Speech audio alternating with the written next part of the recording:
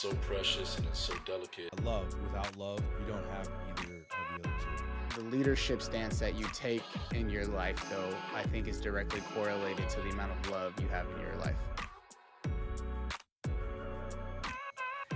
What's going on, guys? Welcome back to the L3 Perspective. My name is Glenn Davis. As you know, I'm sitting here with my guy, Cameron Macias. Hey, what's up, Coach Cam? Yes, and we would like to welcome you back to the L3 Perspective. Again, this is a platform where we talk about life, love, and we talk about leadership. 3 essential topics, but essentially our goal overall is just to provide value through our conversations with our guests. Cam, I'm excited about today's guest. Yep.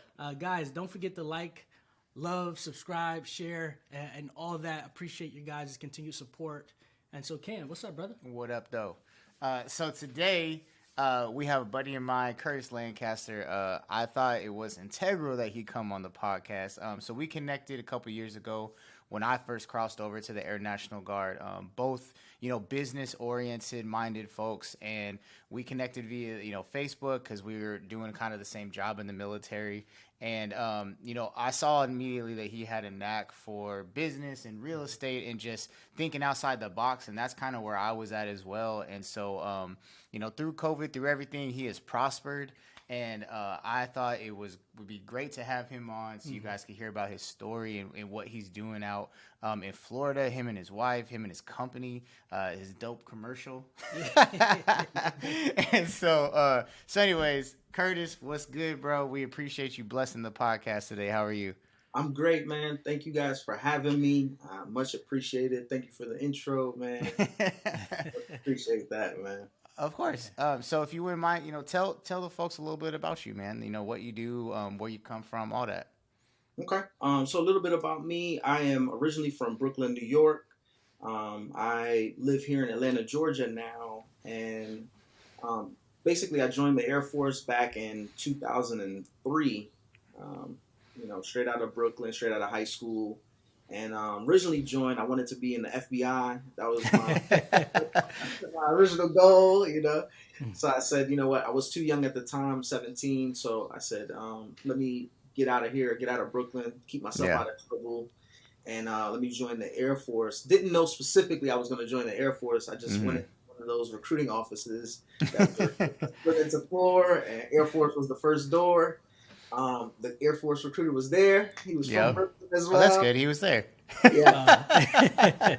There from Brooklyn, and we just had a great conversation. And he kind of talked to like the main things that were important to me at the time. Like, so I just wanted to be there for my friends, that kind of thing. He's like, your friends gonna be right here when you get back. Exactly. And I was able to join and came full circle and was able to come right back to New York as a recruiter eventually. And during my time in recruiting is where I found a passion for real estate, met my wife, who was my girlfriend at the time. She was already in real estate out in Georgia.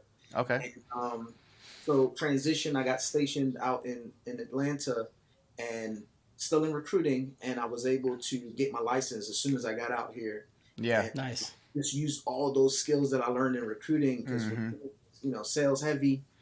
People don't know that, but it's sales heavy, and I was able to use those skills to apply that to the real estate business. So did representing buyers and sellers, and then I was able to get my brokerage license out here, and then started investing. So a mentor of mine told me you can get really rich representing buyers and sellers, but you can get wealthy when you actually invest in real estate yourself.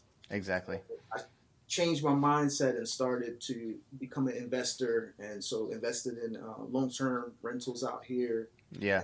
What you mentioned in Florida, I did a short-term project out there, big project out there, and then transitioning out of the military, so served 20 years. Yeah. Been all over, did all different types of jobs in the military, and it's me in a nutshell. Gonna get my brokerage license out in Florida is next, and just continue investing in real estate, representing buyers and clients still at all price ranges. Yeah. That's what's up, man. So I have so you have been all around. Well, first and foremost, again, appreciate your service. Thank you. I'm a big observer. I was going to ask a question, but his poster keeps attracting me. Oh, yeah. There's no shortcuts to success. Oh yeah. Yeah. So what's the story behind that? So this is if you could see the whole office. So there's two desks in here. So one is my wife's, one's mine. So we both work together in real estate, and so hers, mine says patience. So patience is the overarching theme. Yeah.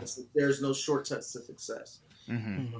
So that's my biggest thing. A lot of people feel like you could take a short path straight to success. It doesn't matter. I could tell you all the answers, but there is work involved. Yeah. With getting Facts. to any end goal, and a lot of people lack patience. So I even myself sometimes lack patience. So it's a reminder for me that that's a key thing to remember along the way. And then my wife says persistence, right? And she says persistence, and that's kind of her theme of her life as well, because she's had it rough as well. So just being persistent. So it says not giving up until you succeed, right? So I love even it. through failure, you just got to keep going. So those are our two things over our desk. Yeah, that's something I always talk to my wife about too. She was like, da-da-da-da. I'm like, I'm a patient man, and I'm a persistent man. I can be very obvious. I can be super anxious as well, but I feel like that's more for little things. Like big, like oh, if I can just buy that real quick, I'll just buy it real quick, just so I don't have to wait for it. But when it comes to business and what I do, I think that's something I tell people all the time is yo, man, it doesn't matter if I give you all the answers. You still gotta talk to people. You still have to communicate. You're gonna take some L's so that you can learn the lessons associated with it. You gotta read. It doesn't matter, bro. There's nothing I can give you that will last you a lifetime and make you successful. It's a constant process, and realistically, it's a goal you'll never reach. Yeah, and everybody has their own path. So we both had the same start.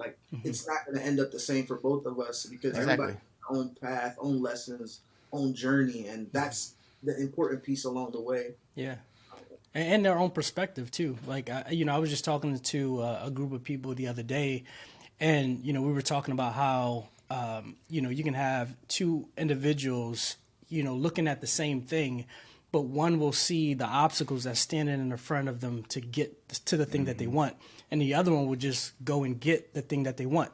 Right? They don't see the obstacles, even though the obstacles are there. And so I definitely agree. The same thing. Yeah. I just partnered with the tattoo company, Touched by the Arts. Go follow it on Instagram and Facebook. And that was one of the things though that when me and the owner sat down. And it was funny because, I do business coaching. So we're doing a business coaching session. And we get to the end of it, and we've organized all these things, business plan forward ahead. And he said, I'm going to be real with you, bro. He said, I didn't really need your business coaching. He said, what I needed was someone who could take all my thoughts and organize them to create a plan forward. And he says, so this was actually a pitch. So if you see the value in this, let's partner. And I was just like, all right, bet. I do see the value. And I was like, I do see a plan ahead. But one of the things I really appreciate about him is that kind of we're talking about is he said, I've had this idea and I've been trying to do this for 10 years.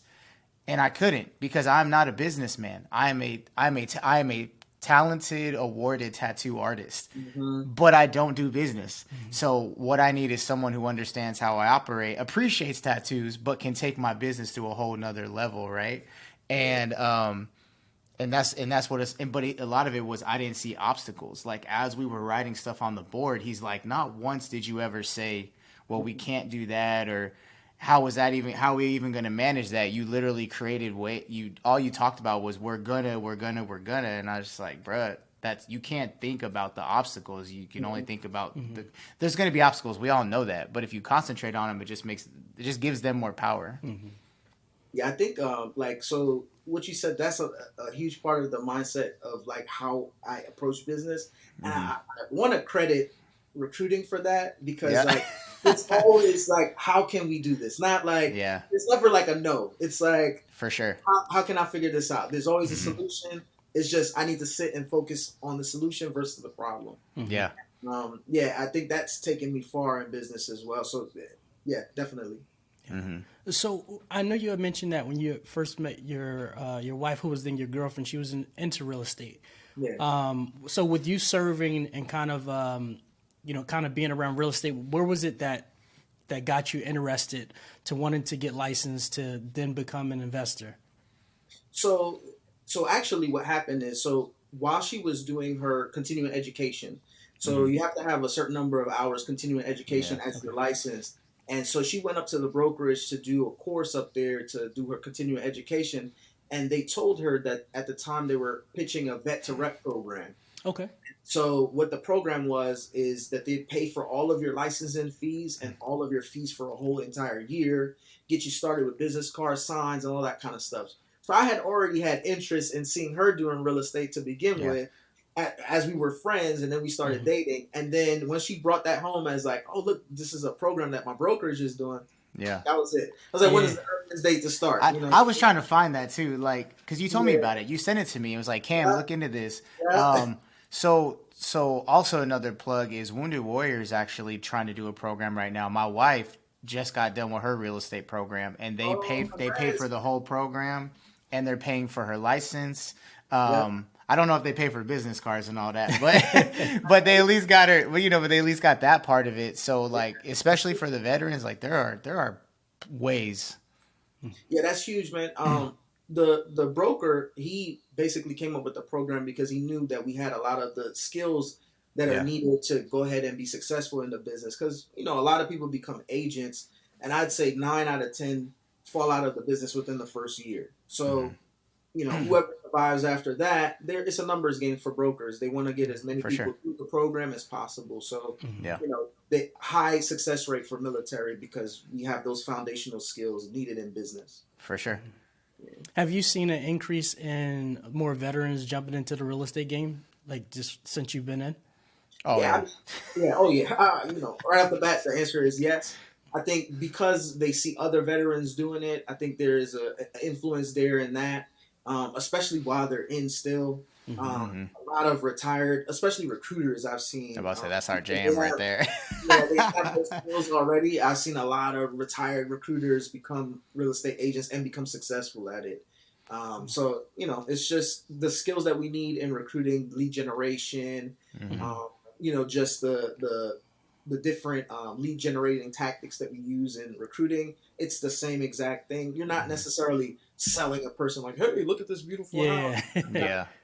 But you know how to listen and hear what a person needs are, because it's needs-based selling that we do in recruiting. So in real estate, it's needs-based selling. So I'm listening to what the person is saying and then finding them a match based on their needs. Cool. And it's also like we learned so much about like keeping the relationship alive, like, and we talk about that. I think we that's talk key about in that. any business. A lot of people, talk about that. Is a lot of people who haven't got the skill set we have, or that are natural relationship builders. That's where they struggle, especially in the world of business, sales, finances, like we do, because they, in their mind, it's not that they want it to be one and done. It's just that they don't have that like integral knowledge to like, well, now that I have given them the product that they want, like, should I need to talk to them anymore? And it's because you need to keep talking to them, because they're not just a number, dog.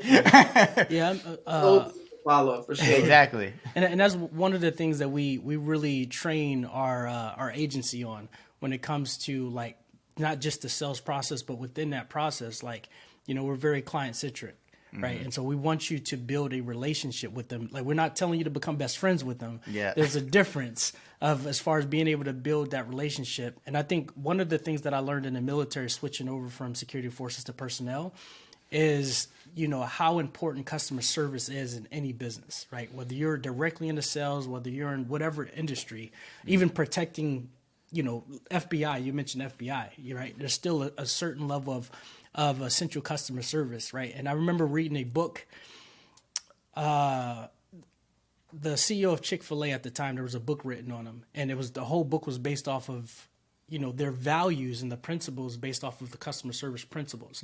And why Chick-fil-A, this was 10 years ago, but why Chick-fil-A's philosophy in customer service is so different from any other fast food restaurant. And so, my pleasure. Like, that's a yes. you know that they will say that. You say, thank you, my pleasure. Like Yes. that's standard. Mhm. And customer service is huge. For The sure. food is great, but the customer service is even greater at the place. you Yeah. know? Yeah. So when you crossed over being into investor, like, what was that journey like? 'Cause I think a lot of people talk about it, right? Everyone's like, "Oh, I would love to do real estate investing." You're not only doing it, you're obviously successful at it. I was telling G about, the Florida house that you now have near Disney. That thing looks dope as hell.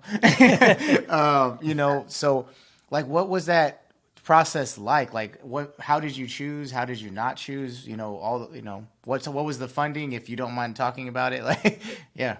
Absolutely. So the biggest thing I think helped me with jumping into the investment side, or just any investment all in general, is reducing the I guess the unknowns. Yeah. Um, and a lot of the unknowns were reduced for me because I was already in practicing in real estate. Okay. And then I knew that real estate, all in general, is a lower risk investment vehicle versus anything else Yeah. that's out there. It can be risky depending on what you're trying to do, but what I was trying to get into was long term Yeah. buy and hold initially, which is kind of like the lower end of the risk spectrum. Yeah. So I think educating myself was the first step. Even though I was in the real estate space, I had mentors who were already investors, Mm-hmm. and I was representing clients who were investors. So that helped, shorten that learning curve for me because I was able to see what they were doing Yeah. before I actually jumped in there myself. So I was able to like numbers, kind of see what they're looking for when they're in the house because a lot of agents represent buyers and sellers, but they don't have an investor mindset. It's a little different when you're investing in real estate, how Yeah. you go about acquiring property. So I was able to kind of peer into the mind of those investors that I was representing Yeah. and ask those integral questions like, hey, why are you looking at that? Why is this important? I would be under crawl spaces with them. Yep. That, I'm like rolling up my sleeves. Let me see what he's looking for underneath this house, Yeah. And so as I continued to do that, I started to get more comfortable. And what I would do is save up commissions. So I would receive commissions. I'm Yeah. already working in the military, so I'm receiving a salary. It's extra money on top of my wife works. So I would just put it to the side. My Yeah. wife gets bonuses. We would put it to the side. Mm-hmm. And so you got to think, I was licensed since 2012. So I came out of the recession in 2008, the housing market crisis, sorry. And then I started into the real estate business on the upswing. Yeah. So I saw, a lot of short sales, things that people haven't seen in the real estate business. I was, during that time. And at that time, I was like, man, I wish I had the money Yep. to do this, As I'm saving, I'm doing all these things, COVID hits, right? Yeah. And it reminded me of what was going on during that time. Yeah. So I could give you a story. Like I remember representing a client out on a listing, and I was talking to a buyer's agent, and he sounded so scared on the phone. He's like, "Oh, people are losing their jobs. It's just fear." I just heard the fear in his voice, Yeah. and I remembered like when everybody's scared, you have to identify the opportunity. Exactly. For me, it was like, oh, I can qualify for a loan right now when other people can't because I have a job that they're not going to fire me. Exactly. Right? So I'm like, oh, dude. And I make money from real estate and I have this cash set to the side. All right. And so I started to go out there and look at opportunities or identify opportunities in areas where normally I wouldn't be able to afford a home. Yeah. I saw them reducing their prices down because homes were sitting. People were losing their jobs. Banks weren't giving out loans. And so I attacked during that time frame there, and I started to pick up rentals left and right. So those were where my initial investments, where I were able to pick up the rentals. I did short-term flips. We did all that kind of stuff. But this was the long-term play. So I was able to get a lot, homes under 200 at the time. Oh, wow. So we don't know that in California. Yeah. Like, yo, you want that shack down the street? It doesn't even exist here. Million. It doesn't even exist. So that's the initial play for that. And then through managing those homes, and getting cash flow through those homes, I was able to go ahead and now target something bigger. So for me, initially, it was going to be a build out in Florida. Okay. And the reason why I even targeted that area was when I was doing my brokerage course, a lot of, depends on how long you've been in real estate. And so there was a lot of experienced agents all in that brokerage course at the same time. So you think of it as like a mastermind of sorts. Yeah. Yeah. And so they're having, high level conversations. We're all talking about, being investors, people owning property in different places. And I heard a lot of them talk about owning second homes, Yeah. homes in different states. And these, I thought about it before, but I've never explored the option. Yeah. And so as they were having one of these conversations, they started to talk about Davenport. And I, Googled Davenport. What the hell is that? Yeah. I mean, while they're talking, I Googled Davenport. And it was like high up there. I can't remember. I think it was like in 2020. It was like one of the best places to live. Okay. This, up and coming, something like that. It was like number one. Yeah. So I started to look at land out there, and my initial target was to buy land, and I was going to build a modern style home that had solar power sustainability, and I was going to do the Airbnb play. Yeah. I went out there to do a site survey. Yeah. And I didn't like the builder that was going to build this modern home for me on land. And then I started to realize it was more important to have amenities, not just the house, but to have a pool out in Florida was important. And then even amenities inside of the subdivision, as you would call it.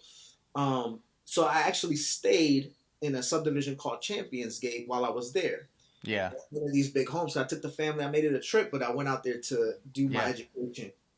And long story short, what I ended up staying in is the house that I ended up building. I stayed in an 8-bedroom house out there. Yeah. It was, me and all my family, my brother-in-law, sister-in-law, a bunch of people went out there with us. And just so happened I needed a big house, stayed in that house, and I was like, man, this is nice. Are they building any more of these? Yeah. So I started driving around the neighborhood and I saw blank land, just open lots. And I was like, oh, they're still building here. Yeah. Started exploring it, and they built a modern version of what I was staying in. And so I went under construction, man, shortly thereafter.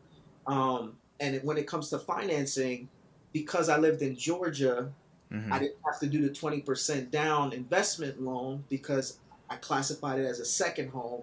So I did a 10% down, which allowed me to do a bigger investment. Because when I initially went down there, I was going to do a smaller home. I was going to do like a 3-bedroom, 4-bedroom. Okay. That was what I had for down payment, 20%. Yeah. But when I went down there and found out, it's half, 10%. I went for the bigger home. Yeah. Because the numbers made sense to do the same amount initial investment, right? Get the bigger home and more income that way. So yeah. So you did an FHA, or no, what did you do? I did a conventional second home loan. Okay, and that required a 10% down. 10% down, yeah. Okay, so I just started dabbling in the thing. So my wife and I, we just bought a house up in the mountains. Congratulations! I saw that you closed on a house. That's my so and that's it's an Airbnb play, but it's it's got property though. So like I want to turn the detached garage into like a studio for like podcasting or green rooming and stuff, and then well, that's what we're doing our wedding. That's how it started. Is we didn't want to give away money to a venue for like for 6 hours of their time, and we had already discussed because my wife's VA rated as well, so we don't pay the funding fee. So he's like, yo, we need to make this happen, and so we finally made it happen. Got the house. G actually came up for the first time this weekend, and it was so easy. The people were just getting. It was obviously a flex for the people who had it. They didn't even Airbnb it out. Like they just had it, and then like the guy, it was an older gentleman. He wrote us a handwritten letter. Was like, hey, really hope you enjoy your home. We stayed here maybe 30 times within the last 2 years. All the appliances are barely used because we didn't come. I mean, they didn't even hook up a washer and dryer, bro.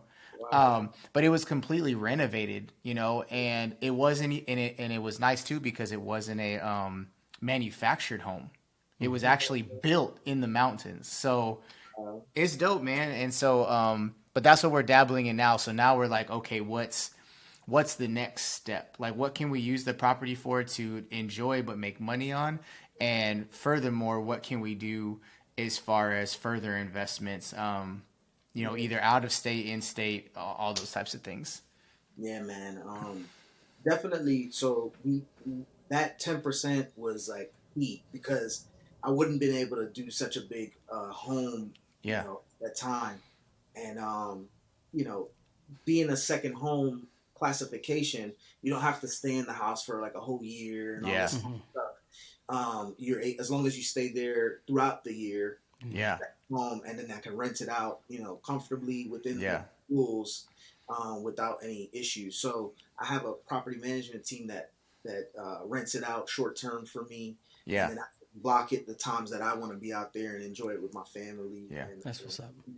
So do you do like Airbnb and stuff, or you just do the property management? Yeah, the property management, they Airbnb They do all that. is like number one. So Airbnb, Verbo. Homestead, Yeah. they do all that. But then the key thing that they do, because there's so many. If you ever go to Orlando, the Oh, I Airbnb bet. is insane, and so like people come from all over the world just to go to Disneyland, Disney World over there. So it's just a market that they tap into because the management company partners with all those travel agencies. Yep. I have people who stay at the house from London, Exactly. and all these different places. They're coming to visit that Yep. area, and they partner with travel agencies. So that's a key demographic that I can't tap into by myself. So partner with them. Exactly. sense. That's what we're doing currently too. There's a company. It's called Evolve. Yeah, that's one of them. Oh, okay. Well, there you go. Yeah. So Evolve is one. They're very low. Yeah. So it was like 10%. And they don't. And that's not bad. And now what I will say, one of the things is, did you have to get a vacation home rental permit? Yes. Okay, So that's something that people don't talk about enough. yes. I did not go through the process myself. The actual company did it for me. I That's didn't cool. go with Evolve, but as I was researching, though, that was one of the companies that came up, and Yeah. they had the lower fee. I went with another company, and but they do all of that for you. For sure. They do the permitting, do the city, and they Yeah. do it really quickly because they manage so many properties versus trying to do it. Exactly. So I have a question. So with everything going on in the economy, right, and like you hear, houses are down, or just the market itself is down. Like, as you had mentioned, you were talking about being an investor. What are some things that you kind of look at, like today, when it comes to investing in property or to expand your portfolio? So right now is a time where the interest rates are high, so you're looking for absolute opportunity at this point in time. You're not just jumping into just any investment opportunity because the money costs you a lot more right now. Yep. But I think it's also a time to start putting up capital or putting capital to the side because opportunities will come through this time. Exactly. Now is not the time, in my opinion, to start flipping homes because you don't have a lot of buyers out there. So Yep. it's a lot of buy and hold opportunities that you're looking for, and then you're waiting for the time when a lot of buyers will come out because they're there, but they just don't want to pay this interest rate. For sure. As soon as that interest rate drops, they'll come out again in droves, and that's the time when you're trying to achieve them because you'll maximize your opportunity then. So right now, if a buyer has money in the market, they're able to negotiate really well with sellers because they're kind of back against the ropes. There's not many buyers out there, Yeah, so you we can did. negotiate cross right. Yeah. You can negotiate all kinds of stuff. That will flip here once the interest rate goes back down. Once they get a handle on inflation, those interest rates will go back down. And once they do, then there's an opportunity there for investors to jump into the market at a lower interest rate point. Or if you've already jumped in at this point, then you can refinance out at that time or sell whatever it is that you're trying to do. But the show doesn't stop. It's just you have to change your strategy. tactics. Yeah. That's what we Curtis did. just gave some people the game. Yeah, I mean, well, that's what we did, man. When we walked in, we offered 20,000 less plus closing costs. Absolutely. And they were, and we knew what they were going to do. They were going to come back and they were going to say, just add the closing costs to the loan, so it evens out. And we were like, sounds good. So we got the house for I think 10,000 less than what they even had it on the market for. 30-day close. We took the obviously we got the 5 point whatever percent, which was still better than like 6.5, Right. 7 that some people were getting. So it still made sense in the long term market of it all, right? But I totally agree with you as far as like you just have to change the strategy, as Bush would say, to how you're operating in the market, because some people don't. That's a vision thing too. Like, there are people that I talk to, and they're just like, why would you buy a house? You already have a house, because we live on base right now, and it's Yeah. like you don't understand. Okay, I can't talk to you about this. Right. Yeah, and a lot of times, like people will tell you things like that because they have fear of their own, and like Correct. so, they'll place their fears on you, and Yeah. a I'm the lot wrong of times person. it's because they don't have the knowledge, so that's the gap for them. To curb that fear. Once you have more knowledge, then you're like, oh, this is an opportunity. This is not like, Yeah. yeah, you don't get equity from base housing. There's no opportunity there unless you purchased it. Yeah. But a lot of bases, I think they run that housing themselves. Yeah, that they do. Yeah, so it's better to own your own thing, and you're getting equity the whole time as you're paying down a loan, and then you can rent it out if you PCS or change stations. You can always rent that out. With you and your wife in the real estate game, like having a family, has it impacted your life in a negative way, as far as like so you serve in the military, spending a lot of time learning your craft, perfecting your craft. You're also added investments.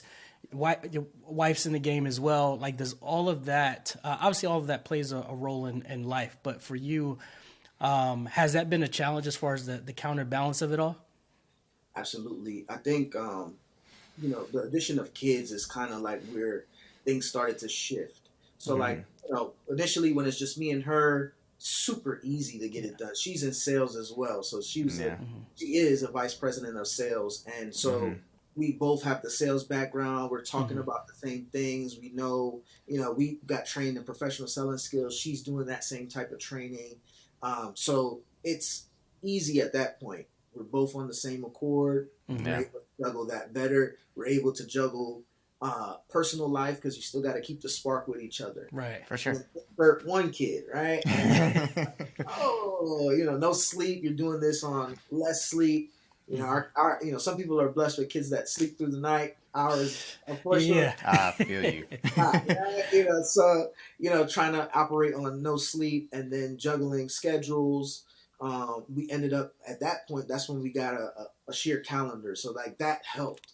Yeah. Time management, all those different skills that we learned in recruiting, I was able to incorporate that into this and personal life. Yeah. And then just being transparent. So then second kid came, and COVID at the same time. So COVID baby, right? Yeah. And now we're all stuck in the house, and I'm like, oh man, is the business gonna stop? What are they gonna allow us to do? Yeah. So I'm now trying to do further investments at that time. That's where my mind is, because I have a lot more time to figure things out. I'm like, oh, let's do this. And my wife's, me not identifying it, my wife is going through postpartum. Yeah. And I'm like, oh, wow, that she didn't experience that with our first child. Yeah. Maybe she was able to recover quicker because we weren't going through exactly pandemic. And so, that came into play. And for me, I'd never experienced it. So it was just like, what's wrong with you? Yeah. We're up. Good, everything's fine. Yeah. We're safe, and here's this opportunity once in a lifetime. We can get this huge house out here, Yeah. for under 500,000, Yeah. opportunity there to grow this thing, because that's all I see. But now we're at odds, For sure.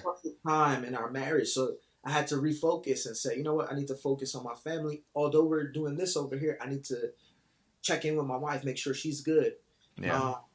So those were things, just check-ins with each other, making sure we're still dating, making sure we're taking care of the kids. So I think it becomes a little bit more challenging when you insert kids, but we were able to work through that. And we had a foundation of friendship together before getting together and then getting married. So I think that also helped where we were able to reflect back on those times and kind of Yeah. reconnect. So the long answer to your question, I think it did affect personal life, but we For were able sure. to focus and lock in and Yeah, I get back. appreciate you, being transparent and sharing that on the platform.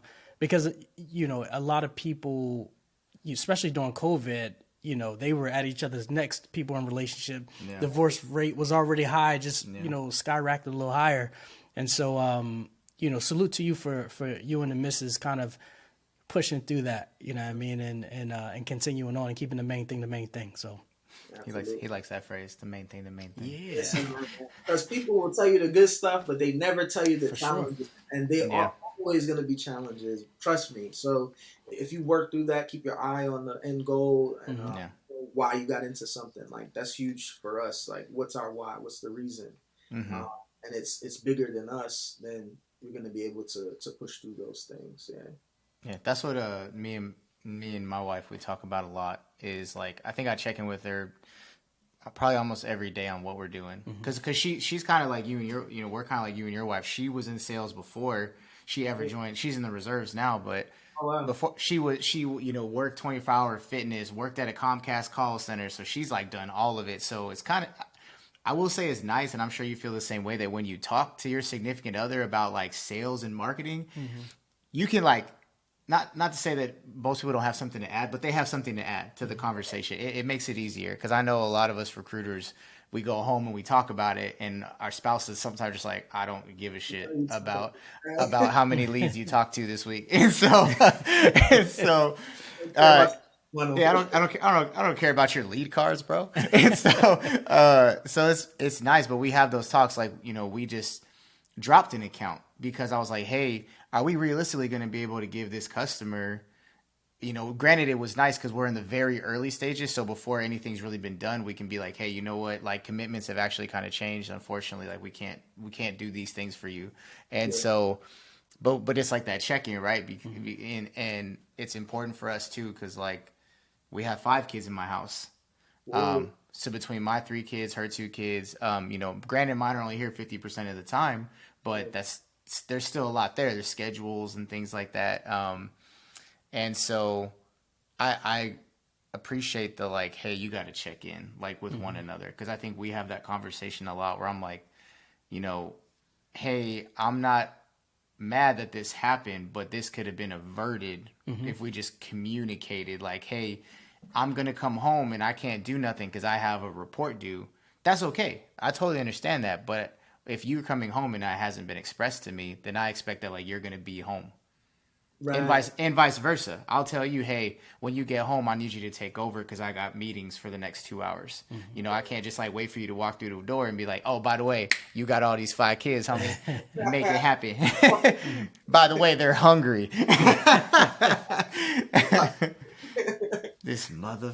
Yeah, definitely, man. That's a bad recipe for bad day if you do that. So Curtis, life, love, or leadership, man. If you could pick one of those 3 and share whatever's on your heart with our viewers. You said one. Life, love, or leadership. If you want to. Yeah. I was greedy. You did L3, right? Yeah. And you get so because I like you, you could blend them all together. He's a fellow recruiter, so we like to take it all. No, they're all important. I definitely think life. If I had to choose one, definitely maximizing your time here in this place. No. That's what that means to me. So life is just your time, time spent with other people, time like we're spending here together. It's limited. So if you choose to spend it with someone or spend it on anything at all, you can't ever get it back. It's like the only currency that's non-refundable. You're never able to get a return on that investment in a way where you can just say, "Hey, give me it back. I didn't spend that time right." Yeah. So Let me get a redo. right, you can't ever do that. So if you choose to spend it wisely. Make sure that you're maximizing your time as much as possible. So but again, it's your life. Mm-hmm. The people you spend time with, the people you love, make sure that you spend your life and share that time with them. I think is what I would pick and what I would share with viewers. For sure. Cool. I appreciate that. Well, listen, I'll leave my last couple words. Curtis, definitely a pleasure meeting you. Kim, again, appreciate you connecting us, man. Curtis, I look forward to continuing to connect with you. Salute to you and the missus and the entire family, what you guys are doing, not only just in the real estate industry, but just as a family. Like I said, I was kind of checking out some of the pictures, man. You guys model what a lot of people wish they had. Right, and that's just from the outside looking in, but you guys look like you guys have a strong foundation. I know you talked about life, and so we appreciate you on the L3 perspective. Amen. So before we wrap up, bro, tell people where they can find you. Oh, yeah. You can find me on Instagram. So Instagram.com/Mr. MISTER_Realtor REALTOR, if you don't know how to spell that. I like it. And, yeah, man. You can find me there. All my information is there. LancasterRealtyGroup.com is our website. You can find information about our merch, our vacation home if you want to stay there. All the links are there. Contact information, email, everything's there. Bet. All right, well, y'all reach out. Make sure you add them. Please share, like, subscribe. Tell us, comment. Tell us what you like. Tell us what you didn't like. If there's anything, I doubt there is. But at the end of the day, we appreciate you guys watching. Curtis, we appreciate the time that you gave us that you can't get back. Sure. And, at the end of the day, you guys have a good rest of your week, and we will see you guys all later. Peace. Thank you for having me. With life, it's so precious and it's so delicate. Love. Without love, you don't have either of the other two. The leadership stance that you take in your life, though, I think is directly correlated to the amount of love you have in your life.